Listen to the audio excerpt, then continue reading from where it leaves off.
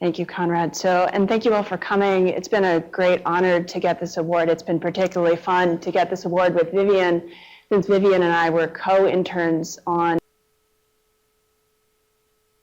Harborview Medicine, my first inpatient month in 1997. Thank you. So the title of my talk is actually HIV Testing and Prevention in Seattle. What's neat, what's new, what's next? Before I tell you anything else, I have to tell you that this talk will involve mention of commercial products and discussion of off-label and investigational use of products. So Conrad asked me to tell you about my research program, put it a little bit into context, and tell you what I'm going to be doing in the future, all in about 50 minutes. And although I talk quickly, that's probably a little bit more than I can manage.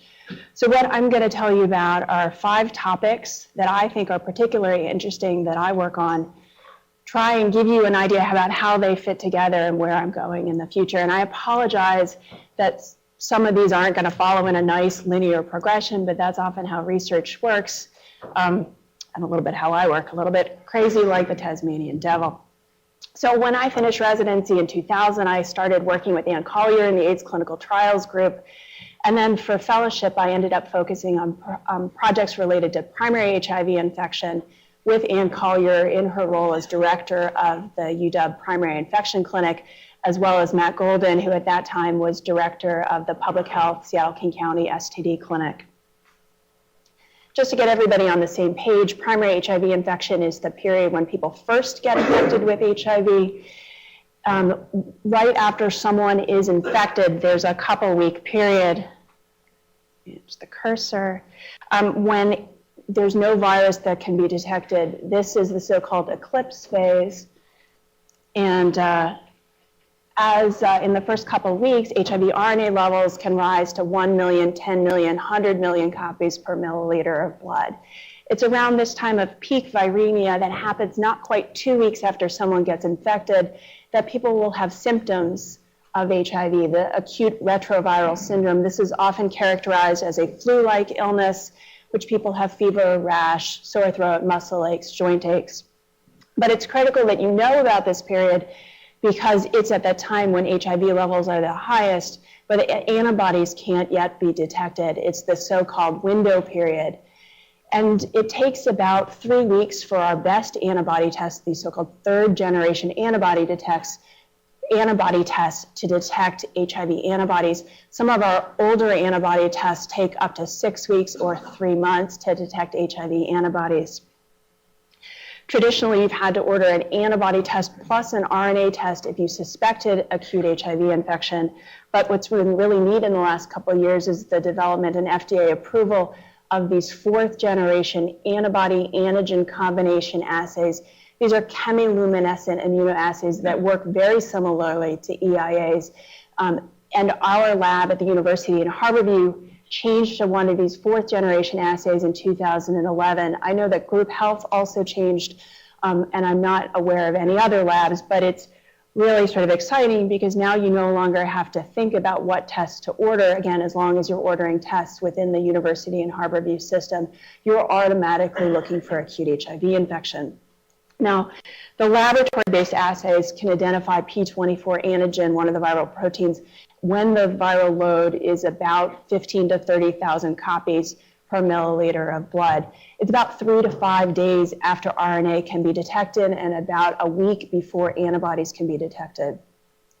There are some tests that are in development that are rapid point-of-care 4th-generation combination tests, again, not yet FDA approved, that don't work as well as the laboratory-based 4th-generation tests that can identify P24 antigen when the viral load is about 1 million.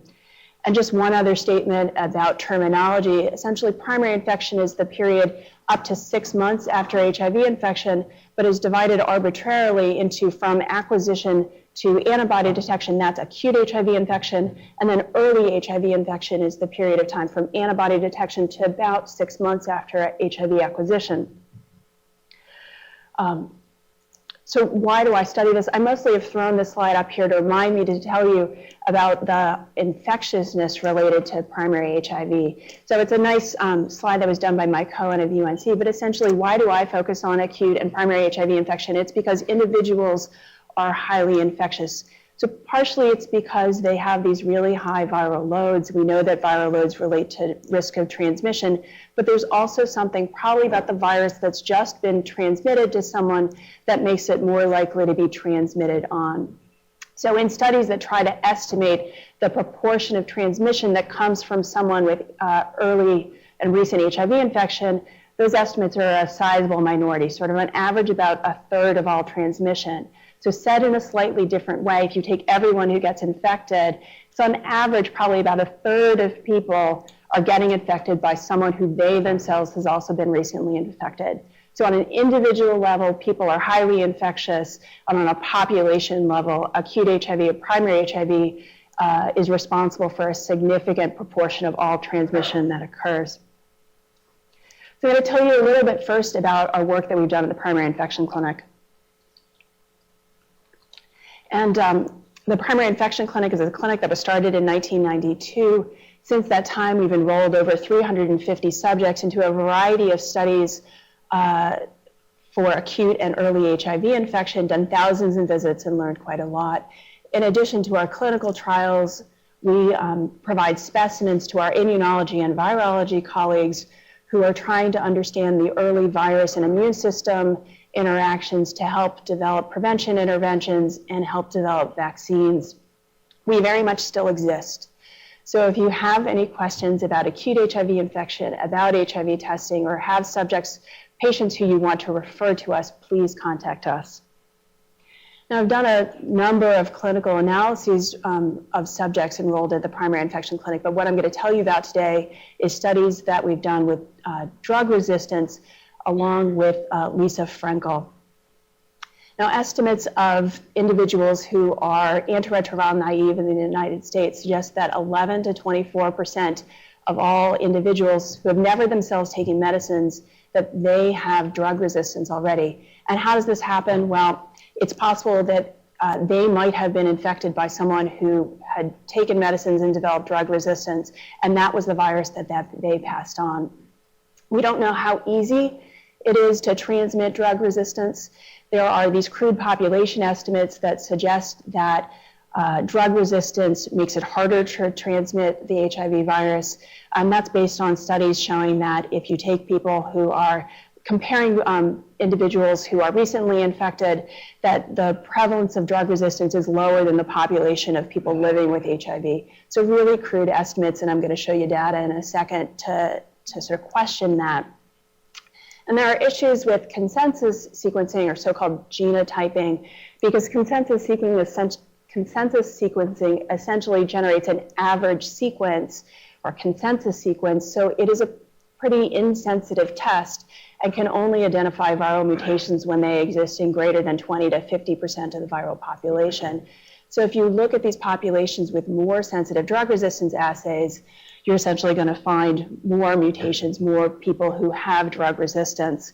The impact, though, of these minority variants or low-level variants is really still unclear. There are a lot of studies that suggest that these minority variants impact treatment and so are more associated with risk for virologic failure. There are other studies that have found no association, and still others that found associations when it depends on the specific mutation, the specific antiretrovirals, or possibly that there's a dose-response relationship so that the more drug-resistant virus someone has, the more likely they are to develop virologic failure. And so Lisa Frankel developed the OLA, the oligonucleotide ligation assay, which is a more sensitive assay developed to identify point mutations at specific codons in the HIV virus that are associated with high-level resistance to antiretrovirals. And it can detect mutations when they are at more than 2 to 5% of the viral population. So in 2005, I got a Center for AIDS Research New Investigator Award to look at the Primary Infection Clinic and look at the yield of OLA versus consensus sequencing in plasma and peripheral blood mononuclear cells, or PBMCs, in this population, and then look at the clinical impact of these minority variants on antiretroviral therapy. So what I'm going to show you is 99 subjects, antiretroviral naive, who were enrolled with primary infection. Of those 99 subjects, 66 of them had no mutations detected by any of the either of the two methods that we used. there were 5 subjects who had mutations identified by consensus sequencing and 28 subjects who had mutations identified only by OLA.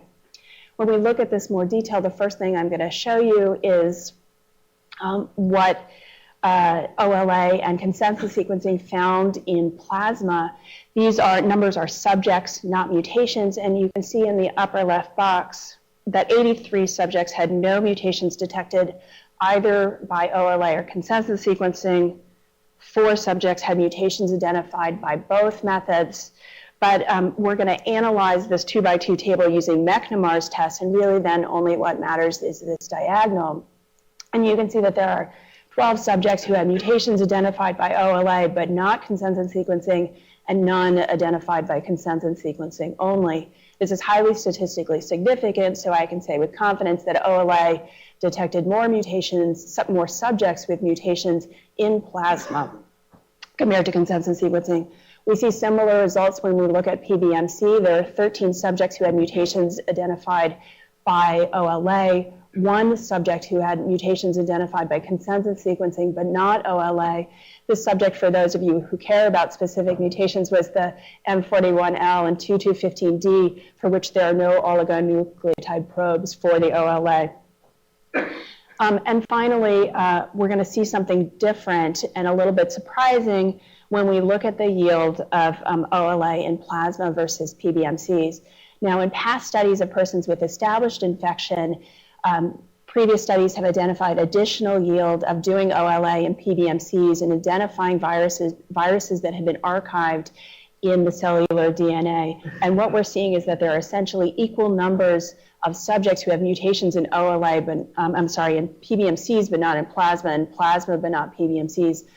And our explanation for that, it is probably because we're studying individuals about a month after HIV acquisition, and therefore there hasn't been time for these mutations to be archived in the cells only. When we look at the clinical impact, fortunately or unfortunately, there were very few subjects in our cohort who had virologic failure. So what I'm showing you is time to virologic suppression, defined as having a viral load of under 50 copies per milliliter. And we excluded subjects from this analysis who had mutations identified by consensus sequencing or genotyping, thinking that their antiretroviral regimens might have been affected if their primary care providers had done genotyping prior to starting antiretrovirals, which was the recommendation, is currently the recommendation. So if you're going to look first at the solid line on this figure, that's individuals who had no mutations detected by either method, and then compared to those who had low frequency mutations. What you see in the dashed line are individuals who had mutations that were predicted not to have any impact on their antiretroviral regimen, and in the dotted line, individuals whose minority variants were predicted to have impact on their regimen, and so they had under 3 active antiretrovirals. And essentially what you can see is there's no difference. We had adjusted hazard ratios of really close to 1. So in summary, we found 33% of our subjects acquired drug resistance, that we didn't identify any clinical impact of these minority variants, but we were really underpowered with this pilot study and had additional questions about whether or not, with further study, with more subjects and more time, we might identify an association with specific mutations, with specific antiretrovirals, or that there might be other factors. And for the first time today, and you're going to hear this again, I'm going to say when one has more questions, one writes more grants. So, and hopefully one gets funded. But the first of my 2 ones I'm going to tell you about is looking at continuing our work at the primary infection clinic on transmitted drug resistance. It has 3 aims that are looking at the persistence of these low-level mutations over time and asking whether the level of detection predicts how long we can detect those mutations. We're interested in looking at low-level variants in PBMCs among individuals who are on therapy. And then finally, what I'm going to tell you about a little bit about today is looking at the partner pairs that we have enrolled in the primary infection clinic and trying to address this question of, does drug resistance really impact this so-called transmission fitness? So in addition to enrolling people with a primary infection since 1992, we've also variably been interested in enrolling people's sex partners, trying to confirm their relationship by phylogenetic analyses, and that we're looking at drug resistance in this cohort, in this study by pyrosequencing based on recommendations from our reviewers of this grant. Pyrosequencing is a ultra-sensitive drug-resistant assay that combines deep sequencing with DNA barcoding, so we can sequence a large number of specimens in parallel. The specimens we're going to be looking at from our transmitters include cells, plasma, and semen, and from our recipient partner pairs, just cells and plasma, with hypothesizing that we're going to identify these low-level mutants less commonly in the recipient and at lower levels in the recipient compared to the transmitting partners. Since 1992, we've identified close to 50 partner pairs, of which about 3/4 of them had confirmed relationships by phylogenetics. Of these confirmed partner pairs, the median time of median duration of infection in the transmitter partner was 5 months, supporting evidence that people are frequently infected from a partner who is also recently infected, although of course our cohort has a lot of biases in it. 2 of our transmitting partners had been on antiretroviral therapy, but only for a short period of time. And what I'm going to show you today is results from 17 partner pairs for whom I have complete PBMC data. Again, this is very preliminary. In those 19 partner pairs, the recipients were 1 woman and 18 men, and we studied them a median of 41 days after their estimated dates of infection. And we're studying their 19 male source partners about 3 weeks after that, so about 2 months after the estimated date of transmissions. And of those 19 confirmed transmitting partners, we identified drug resistance by pyrosequencing in 10 of them, just over half, for a total of 16 mutations, so between 1 and 4 each. And the most common mutations that we identified were the M184V mutation, which confers resistance to lamivudine and M-tricytidine, and the Y181C mutation, which is an NNRTI mutation. What I'm going to show you first is the level of mutation in the transmitter compared to the recipient partner. And in this first table, these are the mutations that were found at greater than 50% frequency in the transmitter. And what you can see here is that when the mutation exists at greater than 50%, every single one of those mutations was transmitted and were found at high level in the recipient partner. We see a totally different pattern when we look at low-level mutations in the transmitting partner. So if you can see, there are mutations that are between 1 and 12% of the viral population in the transmitter, and they're not always transmitted, or at least they're not always detected in the PBMCs of the recipient partner pair, and there's really no pattern as to the level of detection in the recipient. So this evidence, again, very preliminary. We might find different results when we look in plasma and we look at more partners, but doesn't, at least initially, support this idea that drug resistance is difficult to transmit. So now I'm going to totally change directions with you and tell you about work that we've done as part of Public Health Seattle-King County. And in 2003, Public Health Seattle-King County became the second public health department to start a pooled nucleic acid testing, or NAT, testing program to identify individuals who are antibody negative but had high levels of RNA, high risk of transmission. And our program was targeted to men who have sex with men because they represent the group at highest risk for HIV acquisition here in Seattle. Most of the work that I do is related to HIV testing and prevention in men who have sex with men, or MSM. So I'm going to tell you a little bit about how this program at least worked in the beginning. We've made some tweaks, but essentially the concept are the same. So everyone gets screened initially by antibody test. We take serum specimens from the first 10 MSM and combine their serum specimens into intermediate pools. We do pooling in order to screen greater numbers of individuals at lower cost than it would if we screened everybody individually. So you take the next 20 men who have sex with men, take their serum, combine them into 2 other intermediate pools, and then those 3 intermediate pools form 1 master pool. These specimens get diluted, obviously, about 30-fold, but with a lower limit of detection of this assay of about 50 copies per milliliter, we can detect any single individual who has a viral load of greater than about 1,500 copies. But again, remember that people with acute HIV infection often have viral loads that are in the 1 million or greater range.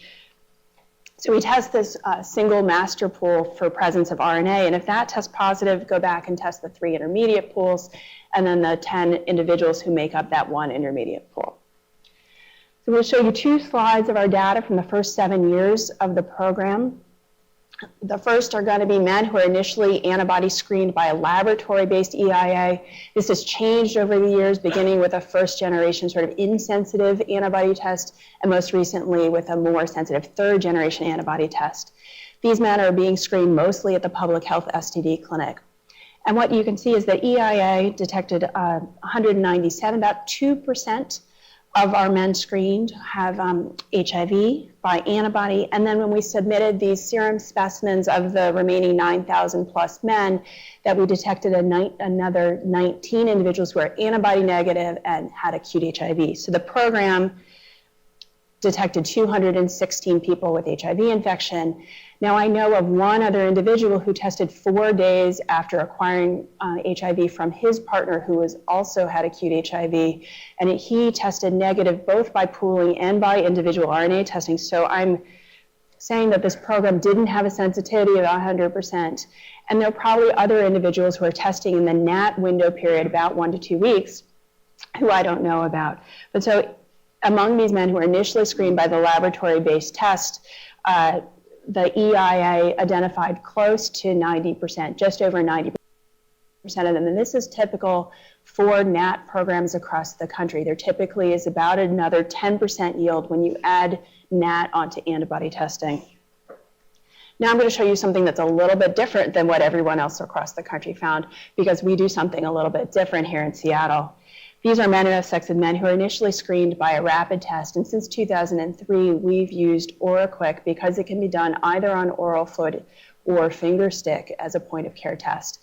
And so this data combines data from people screened by both methods. These are men being screened at the STD clinic, at Gay City Health Project, at our bathhouses, and a selection of other sites around the state. And about, again, 2% of them are testing positive by our initial screening test. But because we like to focus on HIV testing, we like to do a lot of retesting of specimens. We submitted a lot of specimens from individuals who we initially thought were antibody negative for a different, a panel of other antibody tests to see if they could have been picked up if we had used a different antibody test. And what we found out early on is that many of these men who we thought were actually HIV negative and had no detectable antibodies actually have detectable antibodies when we use a different test. So in order to save time and cost, we actually submit specimens for another antibody test before going to pooling among men who are initially screened by rapid test. And in this group, we've identified another 40 people who initially tested negative at the point of care, but who had detectable antibodies by whatever test we were using, and then another 52 individuals who truly had acute HIV infection. I'm not aware of any other individuals in this group who were tested during the NAT window period, so I'm using a population of 406, which again, EIA identified close to 90% of them, but what's really remarkable is that our rapid test was only picking up about 3/4 of all HIV-infected men who are initially being screened by rapid test. And that's pretty bad, but what's even worse is that not all of these 16,000 men actually had their blood drawn and submitted for pooling. Our estimates are that it's about 80%, and so this 77% number is actually an overestimate of the ability of a rapid test to pick up HIV infection in our population here in Seattle. I'm not going to tell you any more about rapid testing. That's more work that I'm doing, but I don't have time. But I do want to tell you a little bit about a campaign that I did as part of my K23 Career Development Award to try and teach HIV-negative men who have sex with men in Seattle the signs and symptoms of acute HIV so that they would come in for testing so we could increase the number of men who were recognized during acute HIV. And although this campaign didn't succeed in increasing case finding for acute HIV here in Seattle, it was really quite underfunded, and optimistic or hopeful that doing something like this, so teaching at-risk men the signs and symptoms of acute HIV might get them to recognize it and might help us increase case finding. And this will be particularly relevant as we talk about PrEP coming up in the future. So conclusions for this part of my talk. So laboratory testing in our population antibody testing missed about 10% of infections. The rapid test missed over 20% of infections. We think rapid testing is great. It gets most people the correct results, but we think it's important here in Seattle for our highest risk guys that they really have the best tests as backup. And just to take a step back and remember that fourth generation tests are increasingly being used. And so you may be in a place where you're already screening for acute HIV, but if you suspect acute HIV in someone, you want to know what your HIV test is because you may still need to order an RNA test in certain places in the city. I'm going to move into home testing. So topic number 3, home testing. You may have heard that the FDA approved the first in-home HIV test sometime this summer. Home testing isn't new. We've had home access, which is a home collection kit for many years. Home access, you do a finger stick, collect a dry blood spot, send it in, and call for results. And in the first year after it was approved, not quite 200,000 people used it, 1% test positive, and really the key thing about it is about half of those who tested positive had never tested before. So home testing potentially has a place to identify people who might not otherwise get an HIV test. I'm just going to tell you briefly about the study that was done that got the test FDA approval. This was basically the culmination of many meetings with the FDA and many years of studies. And this phase 3 trial that they reported this summer was just the end of that. And so it was, the study design was they had people come in for 3 visits. At the first visit, they basically talked about the study. At the second, they wanted someone to come back to make sure that they were really interested. At that second study visit, they drew blood for the gold standard antibody test. And remember, it's an antibody test with imperfect insensitivity. And I don't actually know what antibody test it was. They tell me it's a 3rd generation test, but the chief scientific officer hasn't gotten back to me on exactly which test it was. People get sent home with a single test kit. They are not given any other instructions in how to perform the kit, and then they were told to test in the next week and then come back within the week to get their results of their antibody tests and to report the result of their home test. Of the 5,500 high-risk and low-risk subjects they had in this study, about 1% of them had test system failure, either couldn't do the test or the test result was invalid. They had 114 who tested positive by the antibody test. And of those 114, 106 of them reported that they had a positive self-test for a sensitivity of this device for 93%. But again, in practice, this test is going to identify fewer infections because it's not going to be identifying people who are in that antibody window period. And then the specificity of it was excellent. There was 1 false positive among this group for a specificity of 99.98%. And this test is now available. It's $40. You can buy it online. So we know that people can do it, but we don't know what impact it's going to have on the long term. And we don't know on a population level whether it's going to find the 18 to 21% of individuals who are HIV infected but not aware that they're HIV infected. And there's a lot of concern. So even though in this study people were able to get the test result, we're not sure whether they're going to be able to do in the long run. We're concerned about this idea of point-of-sex testing, which is a term coined by Bernie Branson, where people basically at the time of sex decide to do home testing together. And we're concerned because of the long window period, if people are testing falsely negative during this window period, they decide not to use condoms, they're actually more likely to transmit to somebody else. So we don't know whether this is going to happen. If people test positive, they're not going to get immediate post-test counseling. There's the possibility that it might take them a little bit longer to get into care. Linkage to care is one of the prime goals of the National HIV Strategy.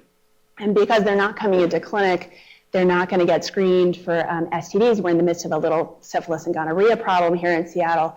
And until there's home testing for those STDs, we don't know what's going to happen. So again, when one has questions, one writes grants. And one of the other R01s that I have, or the other R01 I have, one of the aims of that is the iTest study, which is designed to try to answer the impact of access to home testing on frequency of HIV testing among our highest risk men of sex with men. So it's enrolling 246 high-risk men of sex with men into a longitudinal study. We're going to follow them for 15 months and look at the impact on test frequency among those randomized one-to-one to either standard testing or to have access to home testing. We're also interested in looking at differences in sexual behavior, STD rates, accuracy, acceptability, and ease of use. So again, 246 subjects, we're about 2/3 enrolled at this point.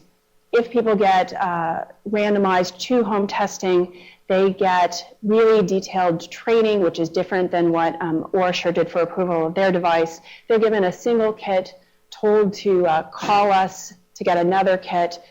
They're asked to report in an online survey what results of that online test are, and we will take them off study if they report using it on someone else. And the IRB is making us do that after we have a case where someone did that, and I'll tell you about that in a second. And then David Katz, who's the Epi PhD student working on this with me, and I staff a 24-hour line. I'm going to tell you about results that were presented. David presented at the Conference of Retroviruses and Opportunistic Infections earlier this year.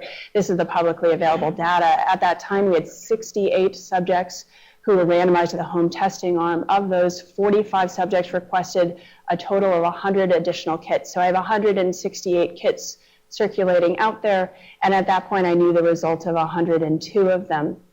Of those, 93 were negative. We had one positive in our study subjects that was confirmed. We had the one case that I'll tell you about, and then 7 other tests that were either invalid or had problems using them. So the case report. We found out from a clinician at the STD clinic that someone came in and was seeking confirmatory testing because he had had a reactive test with a home test kit from a study. We figured this was ours, got IRB approval, and turns out he's a 27-year-old man of sex with men who 2 months prior to his visit had unprotected sex with one of our study subjects. Fortunately, after having unprotected sex, our study subject asked the case whether or not he wanted to test for HIV. The case agreed. It had been over a year since he'd had his last test, and the subject did the oral fluid swab, walked into the bathroom, and 20 minutes later came back and said, your test result is positive. Now, it worked out well in that he got the right result. There was no violence that happened because of it. And the individual who tested positive reported to us that he started using condoms with partners in the future to try and prevent transmission. What didn't work so well is that it took him a couple months to come in to seek care. Didn't really have a significant clinical impact, but there was a delay in linkage. And then we don't know whether our study subject actually got post-exposure prophylaxis, which we would have recommended given that he just had unprotected sex with someone who was HIV infected. So you're going to hear more in the future about home HIV testing and probably more grants in my future. But I'm going to change topics the way it works. I'm going to change topics once again and talk to you about other stuff that I'm interested in and working on. Now I can explain that. That is Phil the syphilis sore and the healthy penis wearing a condom hat. But yeah, so I was mentioning earlier, I'm a little bit of an old fogey in terms of I'm a slow adapter of technology, but I know that our target population is not. Our target population uses technology, and our target population uses technology to find sex. Now, I don't want you to download Grindr during this. Please don't do this. Please don't look and see who else is using Grindr in this room. It's really scary when you do that at meetings. You don't want to do it. For those of you who don't know what Grindr is a simple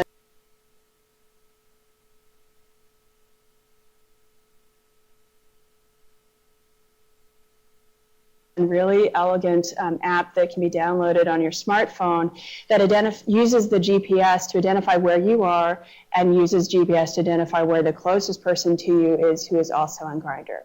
Now, other people use Grindr for social networking and finding friends, but many people use Grindr for sex. And basically what it's done is allow people to say, and Grindr basically sorts people from the distance to you. So you can find the person who is 100 feet from you or 200 feet from you, and they're all in a row. And I don't know why that keeps doing that. So this obviously is a challenge. So no longer are people sort of going to bars, going to baths. We have to be nimble in terms of how we do HIV prevention. And if people are going to simply have to go from point A to point B to find sex, then we have to try to insert ourselves into that A and B, and at least, even if we can't prevent them from having sex, at least try to get condoms in their hands or get testing resources to them. So I was funded last year by the Center for AIDS Research by an Emerging Opportunities grant to develop a smartphone app. And we're all really, smart people, and we all think that we can convey information in a way that's really informative to people. But if you, probably more than half of you have smartphones, if you think about what's on your phone, it's things that you use every day, it's things that entertain you, it's, where is my next bus? It's something that's useful to you. And so if I could develop Angry Birds for HIV prevention, we'd be set, but we can't. And so in doing focus groups and formative research about what this app should look like, it was very clear that we needed a carrot to get people to download the app and keep it on their phone. And we decided to partner with Seattle-based Scene, which is a entertainment blog here in Seattle, as well as a calendar that gets over 100,000 hits a month. So they're our carrot. And we are basically hiding, to use a different metaphor, the medicine in the meatball, which is our educational messages, our prevention messages. And because this is funded by CFAR, try and get research recruitment. And I'm showing you a still draft. It's not as sort of fun as I want it to be, but we're gonna hide, this is the home screen, which is gonna have news stories. In addition to news about Pee Wee Herman and Madonna, we're gonna have news about what's going on in HIV and STD prevention. We're gonna have a calendar with your drag-attainment that will sort of include HIV awareness days, testing, national testing days. And then finally, I think the key, just like with Grindr, is the map. Being able to identify yourself in relation to where the events are that you're interested in, but also where your HIV test is, where you can get free condoms, and where you can access a vaccine trial. So again, we're not yet live, hoping to be live in November, and I'm hoping the next time I come to talk to you, I'll be able to tell you about the number of downloads this has had and the number of people who have come through the doors of our partners because of this app, but we'll see. And then finally, I want to move into PrEP. Now, we've timed this a little poorly because Jared Baton is going to be talking with you next week about PrEP HIV pre-exposure prophylaxis. Jared is going to tell you about all the work that he's done and probably a lot of international focus. And I really want to focus on what's going on with PrEP here in Seattle. We've had PEP, or post-exposure prophylaxis, for many years, either occupational needle stick exposure, non-occupational exposures. PEP essentially is limited by the fact that it requires someone to identify that they've had a risky exposure, to come in for care as soon as possible and definitely within 72 hours, and then take 28 days of medicines, usually a 3-drug antiretroviral combination, which is associated with side effects. And PrEP, or pre-exposure prophylaxis, is geared towards people who have multiple, frequent, unpredictable exposures, trying to get them adequate drug levels at the site of the mucosa, at the site of exposure, at the time that they're getting exposed. And what's been used for PrEP in most of the studies that Jared is going to tell you about is Truvada, which is a combination antiretroviral pill of emtricitabine and tenofovir, or tenofovir alone. And these medicines were used because they're easy to take. They cause few side effects. Essentially what we've seen in HIV-negative trials is headache and a little bit of stomach side effects. But aside from cost, the main concern, I think, is the fact that Truvada is a really commonly used antiretroviral for people who are HIV infected. And so if someone taking PrEP acquires HIV, there's concern that they're going to get drug resistance and therefore knock out what's sort of their first-line regimen.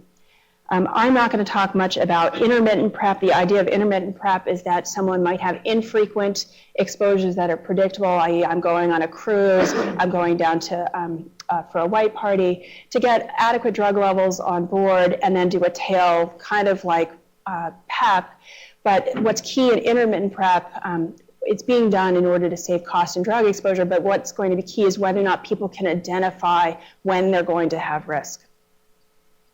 think there was a lot of excitement in folks who do HIV prevention at the end of 2010 when the first of these PrEP studies came out. I'm going to only show you results of IPREX, which was a study done in 2,500 men and transgender women who have sex with men who were randomized either to Truvada or to placebo. This was done in San Francisco, Boston, and several international sites.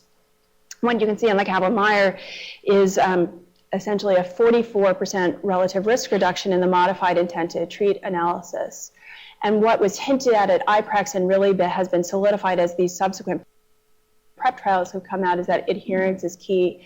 So if people said that they had taken more than 90% of their pills, there was a 73% risk reduction. And in the subset of people who had blood drawn for drug monitoring, if they had blood levels detectable, there was over 90% protection. So key to PrEP is adherence. If you don't take it, it doesn't work. But I think what's also really clear is if you do take it, it does work.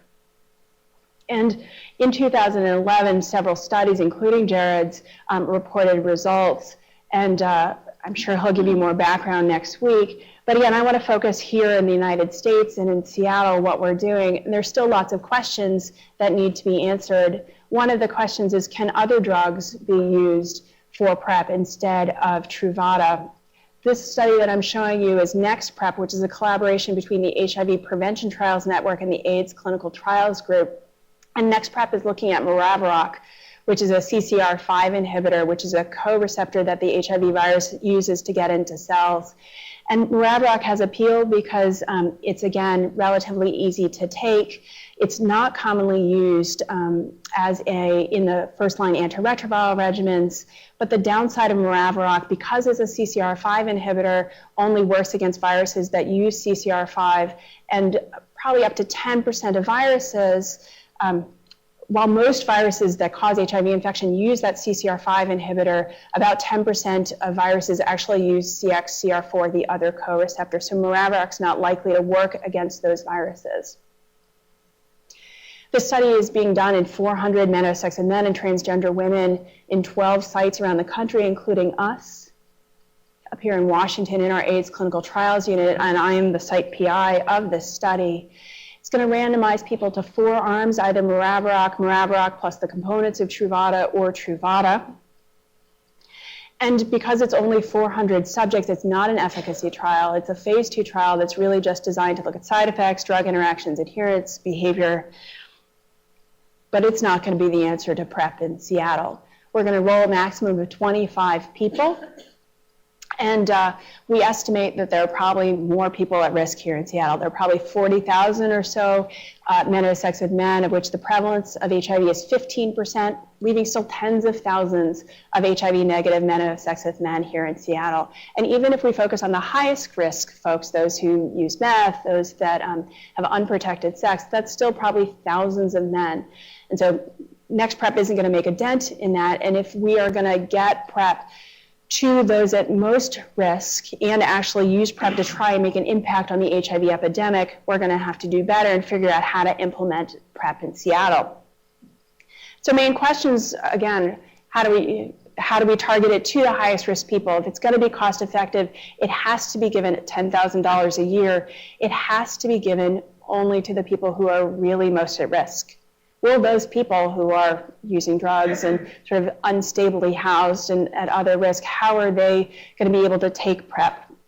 How do we monitor PrEP? And you can see a list of questions that are, based on what I've told you today, are probably really near and dear to my heart. So the randomized trials have monitored people every month for HIV infection, for drug resistance, but that's not really feasible in an implementation study. So how often do we really need to test for HIV? How do we test? Do we use home testing?